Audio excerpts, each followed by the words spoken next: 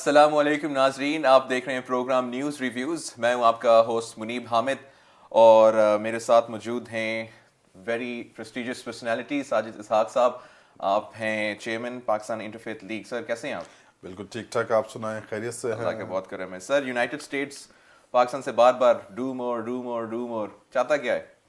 देखिए, वो जो चाहता है वो काफ़ी कॉम्प्लेक्स इशू है ये, क्योंकि 2001 से लेकर आज तक जितना पाकिस्तान ने ना सिर्फ अमेरिका के साथ सपोर्ट किया वॉर ऑन टेरर में, बल्कि वो चाहता है पाकिस्तान के दुनिया में और उसके जितने इर्द गिर्द के हमसाया ममालिक में अमन कायम हो सके। अब अमेरिका का इशू ये है कि उसकी एक अपनी माइंडसेट है, उनका नेशनल इंटरेस्ट है उनके, और उनके जो फॉरेन रिलेशंस हैं या जिस तरह से वो प्रिडिक्ट कर रहे हैं अपने आगे फ्यूचर को, वो चाहते हैं कि वो सस्टेन कर सके एज अ सुपर पावर। कोई भी चौधरी होता है वो चाहता है कि मैं सस्टेन करूं सुपर पावर के तौर पर। अब उसने पाकिस्तान को कहा कि हमारा साथ दे, क्योंकि अफगानिस्तान में जो वॉर थी सारा उस पर पाकिस्तान ने अपने घर में जंग लेकर आए। अफगानिस्तान के लोगों को हमने पनाह दी, जो कि मैं समझता हूँ बहुत सारे मसाइल का शुरू था। उसके बाद ये जो बात कर रहे हैं अमेरिकन आज के, जी तालिबान ये तो तालिबान वो, जो कि पाकिस्तान भी कह रहे हैं उसके खिलाफ पाकिस्तान का पूरा जहाद है। उस पर हमने कल भी बात की थी कि कितना ग्रेजुअल शिफ्ट हुआ है टेररिस्ट अटैक्स, क्योंकि हमने पाकिस्तान की पाक फौज ने उसकी कमर तोड़ी है टेररिज्म की, उनकी जो तालिबान उसकी कमर तोड़ी है। ये बनाए किसने थे? बिल्कुल। जब सोवियत वॉर थी तो ये बनाए किसने थे? ये अमेरिका ही है जो बनाता है। ये अमेरिका ही है जो चाहता नहीं है कि दुनिया में अमन हो सके। उसकी वजह क्या है? क्योंकि सबसे ज़्यादा वेपन्स का मैन्युफैक्चरर जो है वो अमेरिका खुद है। वहाँ पर एक एक घर में 5-5 वेपन्स मैंने देखे हैं, वहाँ पे लोगों ने रखे, और इसी तरह से वो चाहता है कि दुनिया में भी इसको डिस्ट्रीब्यूट करता है। और जब अमन हो जाएगा तो उसका तो बिजनेस ठप है। तो अगर ये चाहता है अमन तो अपने से शुरू करना चाहिए इनको। हमें कह रहे हैं कि डू मोर। हमने पिछले कितनी दिहाइयों से, अब 2001 से ले लीजिए, हम पुराना नहीं, 2001 से ले लीजिए, तकरीबन 16-17 साल से पाकिस्तान जिस आग में है उसका अंदाज़ा या तो मैं जान सकता हूँ, आप जान सकते, जो हमारी कौम है यहाँ पर अवाम जानती है, जिसमें हमने शहादतें दी हैं, जिस पे हमने अपने फौजियों को, जो नौजवानों को हमसे जुदा हुए हैं, शहीद हुए हैं अपने मुल्क की खातिर। तो मैं समझता हूँ कि जो बयान फिर चीफ ने भी दिया कि नो मोर, और अभी जो डीजी आईएसपीआर ने जो बयान दिया है, मैं समझता हूँ पाकिस्तान सिंसियरली पहले भी एफर्ट कर रहा है और अब भी कर रहा है। और जो उसका कह देना कि जनाब आप और करें, तो मैं समझता हूँ ये गलत प्रेशर बिल्डिंग का टैक्टिक्स कर तो रहा है वो। इसमें भी कोई हमें अमेरिका की कोई पॉलिसी दिखती है कि वो पाकिस्तान की जो सेक्रीफाइसेस हैं उनको एक्सेप्ट करने से इनकार कर रहे हैं रिपीटेडली? देखिए, मैं पहले कहा कि उसका एक अपनी एक नेशनल इंटरेस्ट है, उन्होंने उसको मेंटेन करना है। और वो जो पाकिस्तान को कह रहे हैं कि जनाब डू मोर, क्योंकि इसमें अगर हम देखें तो इंडियन लॉबी बहुत बड़ा रोल प्ले कर रही है। और अनफॉर्चुनेटली पाकिस्तान की जो फॉरेन पॉलिसीज है, मैं समझ उसको रिव्यू करने की ज़रूरत है। इतना बड़ा अलमिया के फॉरेन मिनिस्ट्री में 4 साल तक हमारे पास मिनिस्टर नहीं था, और जिसको लगाया गया है उनको वैसे ही नहीं, मेरा ख्याल में फॉरेन पॉलिसीज़ का या फॉरेन इस ओहदे के मेरा नहीं ख्याल कि वो कॉम्पिटेंट हैं उस तरह से करने के। तो जो इंडियन लॉबी है वो पाकिस्तान के ख़िलाफ़ जिस तरह से पोर्ट्रे कर रही है पिक्चर को, मैं समझता हूँ पाकिस्तान को भी अपने जो सफारती नुमाइंदे हैं हमारे या फॉरेन ऑफिस है, उसके ज़रिए उसको भी हाईलाइट करना चाहिए प्रॉपर तरीके से, क्योंकि जितनी कुर्बानी पाकिस्तान ने दी है टेररिज्म के खिलाफ जंग में, दुनिया का कोई मुल्क नहीं है जितने इतनी कुर्बानी दी हो। और ये एक इंडिकेटर है कि पाकिस्तान चाहता है कि हमारे मुल्क में भी और इर्द गिर्द के हमसाया ममालिक में और दुनिया में अमन कायम हो। जब भी यूएस की तरफ से कोई ऐसी पॉलिसी अनाउंस होती है तो पाकिस्तान की तरफ से मैक्सिमम जो रिप्लाईज चले जाते हैं वो यही है कि भाई नो मोर। और ये भी अभी रिसेंटली ऐसे बयान आना शुरू हैं, इससे पहले तो पाकिस्तान मतलब उनके खैर।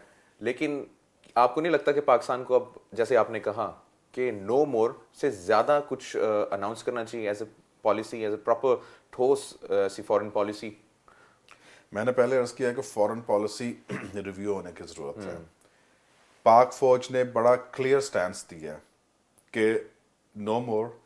हमें पता है कि हमने अपने घर को कैसे महफूज करना है, और हमारे जो बॉर्डर्स पे ये अनरेस्ट क्रिएट की जा रही है, क्योंकि वो बात है कि हाथी के दांत दिखाने की और खाने की और यही अमेरिका का भी हाल है। और अब मेरा ख्याल है कि हम इतने मैच्योर हो चुके हैं कि हमें पता है कि उसके कौन से दांत देखने हैं, कौन से उसने खाने वाले रखे हैं। तो मैं समझता हूँ अब ज़रूरत है कि हमारे जो थिंक टैंक्स हैं, हमारे थिंक टैंक्स हैं, वो इसके ऊपर रिव्यू में जाएं और इसको क्लियर कट हमें आंसर देना चाहिए। गवर्नमेंट की तरफ से भी आना चाहिए। पाक फौज ने दिया, अब गवर्नमेंट की तरफ से भी आना चाहिए, नज़र आना चाहिए कि ये हम अब पाकिस्तान की सलामती हमारे लिए सबसे बड़ा जिम्मेदारी है हमारी। ठीक है, पाकिस्तान है तो हम हैं।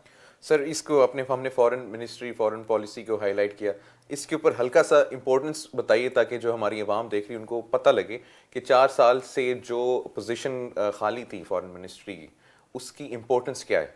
देखिए, मिनिस्टर जो पोर्टफोलियो होता है मिनिस्टर का, वो ये है कि उसने पूरे महकमे को ना सिर्फ लेके चलना है बल्कि उसे रिप्रेजेंट करना है पार्लियामेंट में भी जाके, जो इश्यूज है पार्लियामेंट में जाके डिस्कस करने हैं।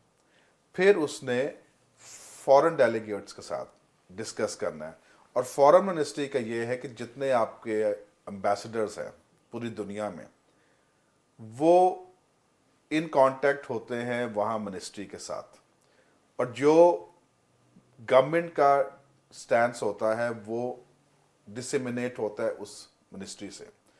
तो जब एक घर का सरबराह ही नहीं है या किसी ऑफिस में एक सरबराह नहीं है, तो आप खुद जान सकते हैं कि उसका क्या हाल होगा। और यही वजह है कि हम बाहर के ममालिक में अपनी लॉबिंग करने में कामयाब इतने नहीं हुए कि जितने के हमारे इंडियंस जो है उन्होंने बेहतर तरीके से लॉबिंग की है। हमें इसका सलूशन मेरा ख्याल में तलाश करना चाहिए और करना पड़ेगा, ताकि हम अपने केस को बेहतर तरीके से फाइट कर सकें। क्योंकि जितनी रॉ पाकिस्तान में इंसर्जेंसीज कर रहा है, जितना रॉ पाकिस्तान में टेररिस्ट अटैक्स कर रहा है, ये किसी से ढकी चुकी बात नहीं है, मगर हमें अपने उस केस को प्लीड करने की ज़रूरत है बेहतर तरीके से। सर दोबारा इसको हाईलाइट करेंगे, अमेरिका की हमें जो पॉलिसी है वो इंडिया की तरफ थोड़ी सी सॉफ्ट है, तो इंडिया ने ऐसे क्या काम किए हैं या वो कर रहा है जो यूएस इम्प्रेस होता है और वो इंडिया को एशिया का टाइगर बनाने के पीछे पड़ा हुआ है? देखें, जो मेरी नाकस अकल है, इंडिया को एक तरीके से इस्तेमाल किया जा रहा है। किसके खिलाफ? चाइना के खिलाफ। क्योंकि पाकिस्तान जिस स्ट्रेटेजिक पोजीशन पे है, जोग्राफिकल पोजीशन पे है इस वक्त पाकिस्तान, तो अमेरिका की कोशिश ये है कि चाइना को नीचे किया जाए। क्योंकि आप प्रिडिक्शन थी पहले कि 2020 तक शायद चाइना सुपर पावर हो, और किसी हद तक वो इकोनॉमिकली भी अदरवाइज भी वो उस स्टेटस को मेंटेन कर रही है। जबकि अमेरिका की कोशिश है कि वो जो ग्रिप है उसके पास वो लूज ना हो, और वो चाह रहा है कि इंडिया को ऊपर किया जाए ताकि वो चाइना के साथ एट पार आ सके। पॉपुलेशन वाइज से दोनों तकरीबन बराबर हैं, आईटी में बहुत कंपटीशन है। तो मैं ये कह रहा हूं कि इंडिया को भी इस्तेमाल किया जा रहा है। और पाकिस्तान क्योंकि चाइना के साथ ज़्यादा पुराना हमसाया दोस्त है, और दूसरा ये सी पैक जो है उसके ऊपर जो है उस पे भी बड़े सारे कंसर्न्स हैं। तो ये जो है ये एक इंटरनेशनल कॉन्स्पिरेसी है पाकिस्तान के खिलाफ कि पाकिस्तान को किसी ना किसी तरीके से डिस्टेबलाइज किया जाए, या इसको ये बताया जाए कि देखिए जी पाकिस्तान जो है वो ऐसे जो एलिमेंट्स है उनको किसी तरीके से सपोर्ट कर रहा है, जबकि ये बिल्कुल बिल्कुल गलत कॉन्सेप्ट्स हैं। अफगानिस्तान के पाकिस्तान के साथ ताल्लुकात का फ्यूचर क्या है, इसके ऊपर भी हम सर से उनकी राय लेंगे एक छोटी सी ब्रेक के बाद।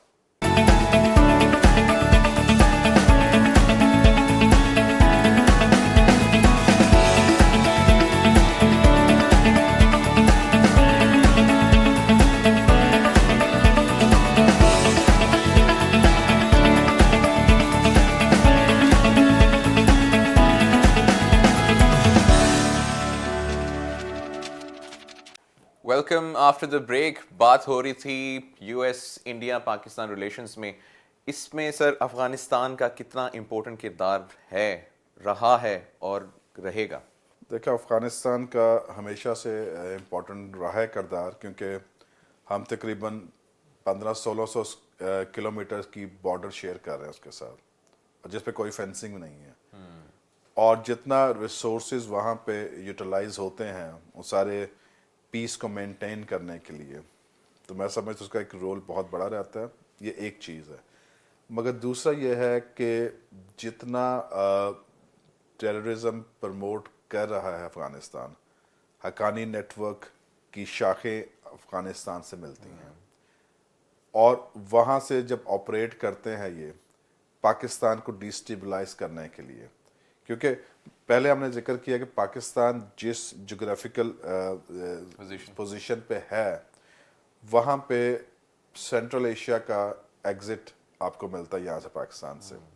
और अफ़गानिस्तान जो है वो ना पहले कभी पाकिस्तान का दोस्त रहा अच्छा, और ना अब हम समझते हैं। और वो जिस तरह से आजकल जो एक ट्रायंगल चल रहा है अफ़गानिस्तान, अमेरिका, इंडिया, और बीच में पाकिस्तान एक ऐसी पोजीशन में है कि हमें अपने जो बॉर्डर्स हैं उसको बहुत केयरफुली वॉच करने की ज़रूरत है। क्योंकि इस वक्त मैं समझता हूँ कि पाकिस्तान की ना सिर्फ फ़ौज बल्कि पॉलिटिकल जो है पार्टीज़ हैं और गवर्नमेंट है उनको एक पेज पे होने की ज़रूरत है। क्योंकि अभी हमारे घर का मसला है, हमारी धरती का मसला है, और जब तक हम यूनाइट नहीं होंगे तो मैं समझता हूँ कि हम मुश्किलात में रहेंगे।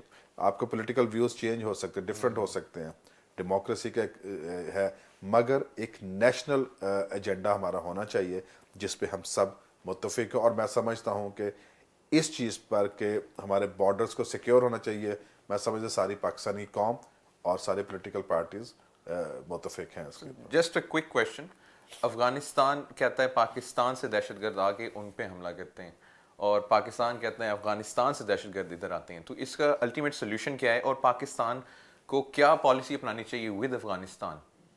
देखिए मैं तो समझता हूँ सबसे पहले तो इल्ज़ाम तराशियों से बेहतर है कि अगर इतने रिसोर्सेज हम यूटिलाइज कर सके, अगर अमेरिका इतना हमदर्द है और चाहता है वाकई कि ये इसमें अमन आ सके और हम टेररिज्म के खिलाफ कर, तो पहली बात यह है कि फेंसिंग कर दी जाए, बॉर्डर लाइन पे प्रॉपर फेंस हो ताकि प्रॉपर तरीके से एग्जिट्स हो सके। फिर हम कह सकते हैं कि हाँ उनके इधर आगे हमारे उधर चले गए, पहली बात ये है। मगर अगर इस पर सीरियसली किया जाए क्योंकि बॉर्डर आपका सिक्योर नहीं है। दूसरी बात यह है कि इल्ज़ाम तराशियों की बातें तो करते रहते हैं, प्रूफ्स ला के दें, ठीक है। पाकिस्तान पे तो किसने नहीं इल्ज़ाम लगाया, ठीक है। ज़रूरत इस चीज़ की है कि हमें पहले अपने आप को जो हमारा है ना पॉलिटिकल सिनेरियो जो ख़राब हुआ है हमें पहले उसको ठीक करने की ज़रूरत है। उसमें आपकी फॉरेन पॉलिसीज़ भी आ जाती हैं, आपकी फॉरेन मिनिस्ट्री भी आ जाती है, आपके सारे स्टेक होल्डर्स इसमें आ जाते हैं।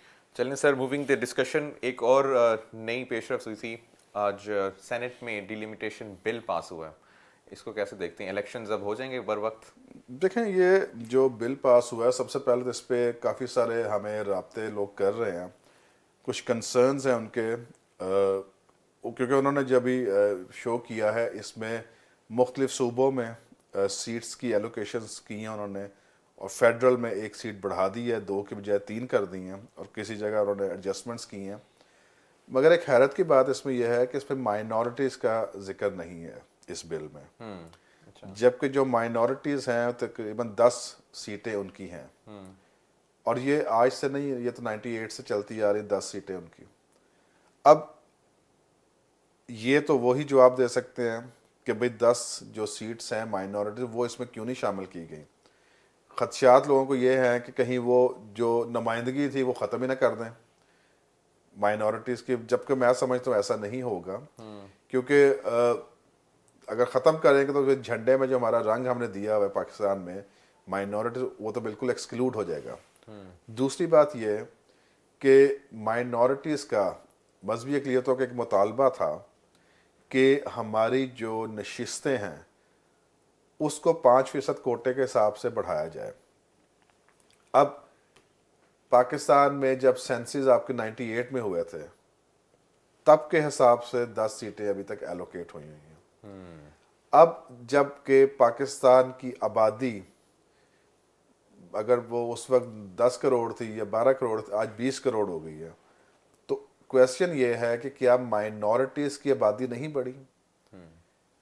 अब अलमिया ये है कि जो स्टैटिस्टिक्स की मिनिस्ट्री है, और इतफाक से उसको हेड भी एक माइनॉरिटी का ही बंदा कर रहा है, मिनिस्टर जो फेडरल मिनिस्टर हैं, उन्होंने आज तक आपको सेंसस दिए ही नहीं है माइनॉरिटीज़ के, जो कि एक बहुत बड़ा सवालिया निशान है कि क्या वजह है कि उन्होंने आज तक गवर्नमेंट ने ये अनाउंस नहीं किया।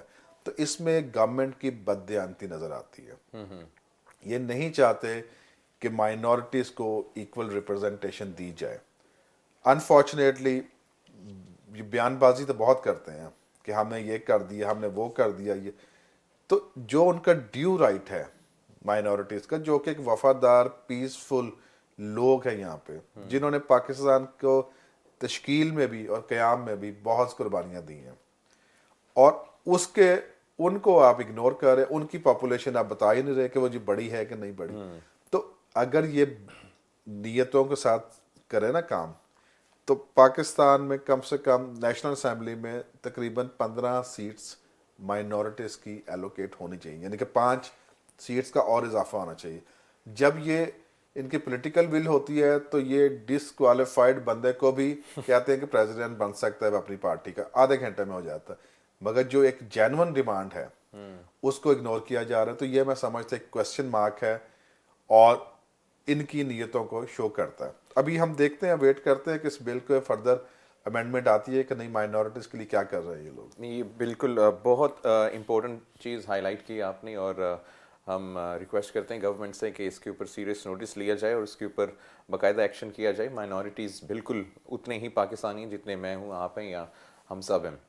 सर, इलेक्शंस पे फ़र्क पड़ेगा इस बिल पास होने से? मतलब क्योंकि वो कुछ पॉलिटिकल लीडर्स हैं जो वो कह रहे हैं कि अब बिल पास हो गया तो अब इलेक्शंस वक्त पर होंगे जाएंगे। पता नहीं, मैं इस बिल को इलेक्शन से मैं तो नहीं समझता इतना, क्योंकि अभी तो हल्का बंदियां भी होने वाली हैं। अभी तो इलेक्शन कमीशन को अगर ऑथेंटिक मिल जाती है मरदमशुमारी जो है, उसके बाद हल्का बंदियां होनी हैं, उसके बहुत सारे सिलसिले हैं। मुझे नहीं लगता कि इलेक्शन शायद टाइम पर हो सकें। केयर टेकर गवर्नमेंट तो डेफिनेटली आनी है, 90 दिन का तो टाइम होता ही है उनके पास।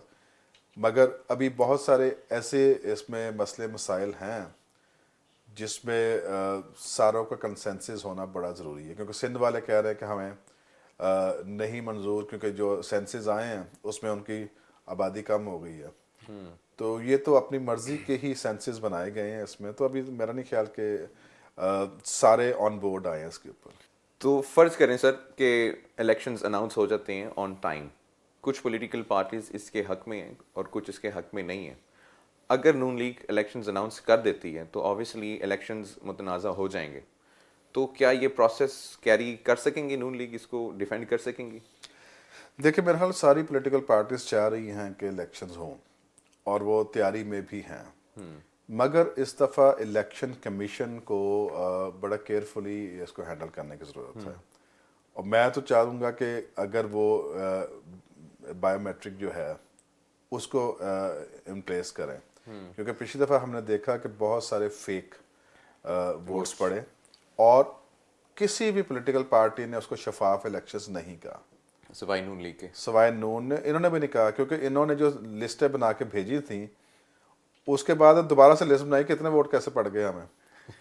ऑनेस्टली इन्होंने जो लिस्ट बनाई थी खवातीन की और दूसरी माइनॉरिटीज, इन्होंने ऐड करने शुरू कर दिए उसमें खवातीन की नशिस्तों में कि इनको पता ही नहीं था कि हमने इतने वोट कैसे ले लिए।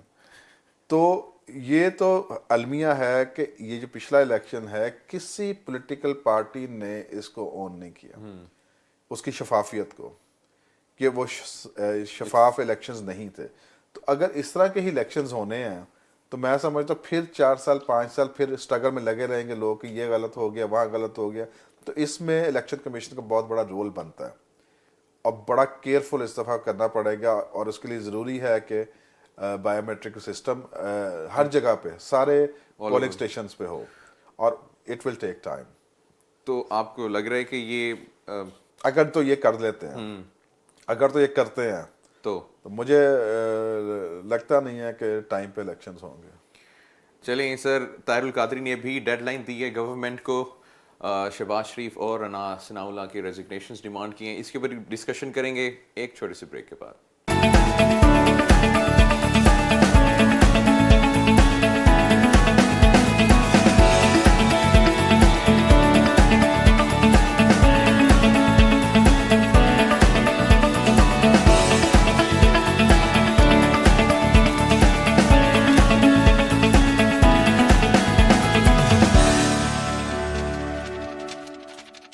Welcome after the break. Tahirul Qadri ने सर 31 दिसंबर को वंस अगेन डेडलाइन दी है शहबाज शरीफ और राना सनाउल्लाह। सर इन लोगों को रिजाइन नहीं कर देना चाहिए? ताहिरुल कादरी माशाल्लाह से हर 6-9 महीने बाद पाकिस्तान आते हैं, धरना देते हैं। कुछ तो अफवाहें ये भी हैं कि इनको यहाँ से कुछ कैंडी बार या डिंग डोंग मिलता है तो फिर ये वापस कनाडा चले जाते हैं। जब ख़त्म हो जाती है कैंडी इनकी फिर पाकिस्तान आ जाती हैं। अवाम को मुश्किल में डाला हुआ है। ये बात तो किसी हद तक ठीक है, क्योंकि ज़ाहिर है वो होल्ड करते हैं कैनेडियन नेशनैलिटी को और हर 6 महीने के बाद आपको पता है कि वो जाना पड़ता है वहाँ पे उनको। मगर मैं ये सोचता हूँ कि कितने साल हो गए इसको, बिल्कुल हम देख रहे हैं कि यहाँ पे इंसाफ का हसूल कितना मुश्किल है पाकिस्तान में, कि वो लोग जिनके अजीज़ों को सामने रख कर फायर मारे गए, खवातीन, प्रेग्नेंट खवातीन को फायर मारे गए, तो इससे ज़्यादा बारबेरिक एक्शन क्या हो सकता है?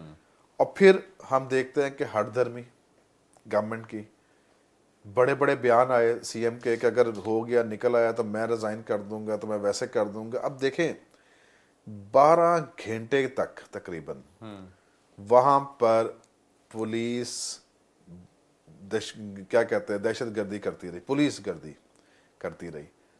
और मॉडल टाउन ये के ब्लॉक से जो जनाब का सीएम साहब का घर है, मैंने हार्डली 5 मिनट की ड्राइव भी नहीं होगी और 12 घंटे में इनको इंफॉर्मेशन नहीं मिली कि ये सारा कुछ हो रहा है। और जबकि ये कहते हैं कि मैं पल पल की खबर रखता हूँ, बिल्कुल शहबाज शरीफ साहब, और इतने सारे मिनिस्ट्रीज अपने जेब में रखते हैं। तो मुझे समझ नहीं आई कि क्या हम मैसेज देने जा रहे हैं। इवन मजहब भी बताता है कि एक इंसान का खून जो है सारी इंसानियत का खून है। तो इन्होंने 14 लोगों को वहाँ पे शहीद किया। जहाँ तक बात है ताहिरुल कादरी साहब की, उनको चाहिए कि कंसिस्टेंट एक रोल प्ले करें, एक ही धरना दें जिसमें पाकिस्तान की पॉलिटिक्स में अगर कंसिस्टेंट रोल प्ले करें, क्योंकि जब वो आते हैं एक हाइप क्रिएट होती है और हाइप क्रिएट करके बगैर किसी नतीजे के वो मुल्क से बाहर चले जाते हैं। बिल्कुल। और फिर आते हैं, फिर एक हाइप क्रिएट होती है। तो आप देखिए, सियासत अपनी जगह होती है, इंसाफ के लिए अगर आप खड़े हो रहे हो तो फिर कंसिस्टेंसी। कंसिस्टेंसी बड़ी ज़रूरी है। मैं मुआवजा तो नहीं करना चाहता, मगर ये भी पनामा पे जो हुआ है, कंसिस्टेंसी की वजह से ये चीज़ें सामने आई हैं। बिल्कुल। तो मैं तो नाकिस राय में अलामा साहब को कहूँगा कि अगर इनको नहीं मिल रहा इंसाफ तो कंसिस्टेंसी की कमी है। और दूसरी बात जो मेरा ख्याल में इन्होंने पेशी भी नहीं भुगती है, वहाँ पे पेश भी नहीं होते रहे कोर्ट्स में इनके रिप्रेजेंटेटिव ज़्यादा। तो अब अगर ये धरना देने जा रहे हैं तो इस दफ़ा धरना शायद थोड़ा सा डिफरेंट नौयत का हो जाए, क्योंकि पीपल्स पार्टी भी साथ आ गई है अच्छा। और पीटीआई भी साथ आ गई है। तो इसका मतलब है कि 3 जमातों का अलायंस है उस मॉडल टाउन के इशू के ऊपर। मगर इससे होगा क्या? क्योंकि हमने पहले देखा को तकरीबन 18-19 दिन इस्लामाबाद में कि किस तरह से पूरा जो था शहर पैरालाइज था, बिल्कुल। अवाम को कितना मुश्किल हुई जाने की, गुजरने की। अब अगर ये 3 बड़ी पार्टीज, 2 बड़ी पार्टीज और एक पैट जो है निकलते हैं, तो आप मुझे ये बताइए कि पाकिस्तान के शहरों का क्या मसला होगा, क्या हाल होगा, और जो वहाँ के शहरी हैं उनकी ज़िंदगियाँ कितनी मुश्किल में आ जाएंगी। तो मैं समझता हूँ कि इनका ये कह देना काफ़ी होना चाहिए गवर्नमेंट के लिए और जो जितने दूसरे स्टेक होल्डर्स हैं कि उनकी एक डिमांड है और जेन्युइन डिमांड है। मैं समझता हूँ उनके लोग शहीद हुए हैं, वो डिमांड करें सीएम की और राना सनाउल्लाह स्टेप डाउन करें। तो मैं समझता हूँ डिमांड सही है और दरख्वास्त हम करेंगे कादरी साहब से भी कि अगर आपने इन्हीं को दोनों को रिज़ाइन चाहिए तो इनके घरों को मुहासरा करें उनका। क्योंकि जब आप पूरे शहर को या पूरे पाकिस्तान का ब्लॉक कर देते तो फिर जो बेकसूर लोग हैं, जो शहरी हैं, जिन्होंने अपने काम पे जाना है, जो बीमार होते एम्बुलेंसेज रुक जाती हैं, बिल्कुल। तो उनको किस जुर्म की सजा देते हैं? तो जिन्होंने जुर्म किया है उनका आप घेराव करें, उनके घरों का, ताकि उनको तकलीफ हो, उनके पता लगे क्या है। तो मैं समझता हूँ कि ये गवर्नमेंट को सीरियसली लेना चाहिए कि अगर उनकी ये डिमांड है, अगर वो डिमांड कर रहे हैं कि इन दोनों को स्टेप डाउन होना, तो होना चाहिए। सो तारुल कादरी ने अपनी, आपको नहीं लगता साख जो थी, जब द फर्स्ट धरना इन्होंने जब दिया था, ही वाज वेरी स्ट्रांग। अब अगर हम लोग अवाम की राय लें तारुल कादरी साहब के बारे में, तो वो अवाम भी अब इनको नॉन सीरियस ही लेती हैं, कुछ मजाक उड़ाते हैं, और कुछ ऐसी भी अफवाहें हैं कि इनके पीछे भी कोई है जो कि इनको वक्तन ब वक्तन पाकिस्तान भेजता है, शायद किसी एक अहम या किसी प्रोड्यूस करने के लिए कुछ चीज़ या कुछ हासिल करने के लिए। तो व्हाट डू यू सी, इसके पीछे आपको लगता है कुछ हो, मतलब इतने बड़े इस्लामिक स्कॉलर? पीछे जो है इसका तो मुझे नहीं पता, वो ज़्यादा वही जानते हैं क्या हो सकता है। मगर ये है कि मैंने इसको हम पहले, रिलेट किए जा सकते हैं कंसिस्टेंसी से, क्योंकि इनकी हाँ, कंसिस्टेंसी नहीं है। मैं पहले अर्ज़ किया कि कंसिस्टेंट नहीं है। जब देखिए ये आलम हैं, अब बहुत मैं समझता हूँ अच्छा ग्रिप है इनको अपने, मगर जब पॉलिटिक्स की बात करते हैं, इन्होंने कहा हमने पॉलिटिक्स में भी, तो उसमें कि इनको कंसिस्टेंसी की ज़रूरत है। आपने अगर वो लेना है, अपना इंसाफ लेना है, तो आपको कंसिस्टेंट होना चाहिए। क्योंकि उससे ना सिर्फ इनकी अपनी जमात को फ़र्क पड़ेगा, बल्कि प्रेशर बिल्डिंग होती है, ठीक है ना, और वो अपना जो मकसद है उसको हासिल कर सकेंगे। प्रेशर बिल्डिंग से sir, people's party and PTI उन्होंने तारुल कादरी के साथ कहा है कि जी हम आपके साथ हैं। इससे फर्क पड़ेगा गवर्नमेंट को, क्योंकि 5 धरनों में तो इतना वो केयरलेस थी गवर्नमेंट। तो अब आपको लगता है कि प्रेशराइज हो जाएंगे गवर्नमेंट एंड शहबाज शरीफ या राना सनाउल्लाह रिजाइन कर देखिए दें? जी, गवर्नमेंट अगर सीरियस हो ना, सिंसियर हो, तो इनको पैट के बाद पे भी रिज़ाइन कर देना चाहिए था, ठीक है, क्योंकि वो जेन्युइन डिमांड कर रहे हैं। अब जो शामिल हुए हैं 2 बड़ी पार्टीज, वो इसलिए है कि गवर्नमेंट अभी तक शायद इसको सीरियसली नहीं ले रही। तो मैं समझता हूँ ये जब धरना स्टार्ट होगा तो ये फिर बहुत दूर तक जाएगा, ये बहुत दूर तक जाएगा। तो कोशिश करनी चाहिए कि हम उस तसादुम में ना जाएं। क्योंकि हम तसादुम में जाएंगे तो पाकिस्तान का नुकसान होगा, डेमोक्रेसी का नुकसान होगा। तो ज़रूरत है कि उससे पहले ही कोई सेटलमेंट की जाए। Thank you sir for Thank you your very much. Very important reviews. इसी के साथ हम प्रोग्राम क्लोज करेंगे और हम उम्मीद रखते हैं कि इस बार होपफुल जो धरना आ रहा है वो तारुल कादिर साहब कंसिस्टेंट रहें एंड गवर्नमेंट भी होश के नाखून ले थोड़े से और मॉडल टाउन के इंसाफ प्रोवाइड किया जाए। इसी के साथ अल्लाह हाफिज़।